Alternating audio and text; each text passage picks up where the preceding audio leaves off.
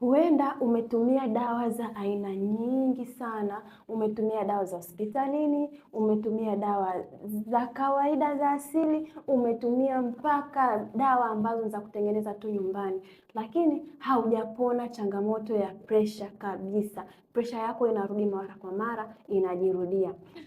Na watu wengi sana wameteseka, wamekutana na watu mbalimbali, wamepatia ushauri, wamepatia tiba, lakini presha yao iko vile vile. Hebu msikilize huyu, nimeweza kumsaidia ndani ya siku 60 tu na ameweza kupata matokeo. Sasa hivi ana furaha sana. Hebu tumsikilize kidogo. Halo, habari dokta.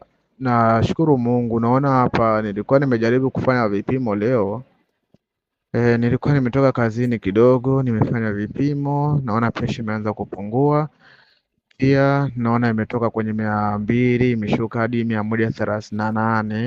Naam, nafikiri umeweza kumsikia ni namna gani sauti yake tu inaonyesha amepata furaha namna gani baada ya kukutana na huduma zetu za Golden Healthcare.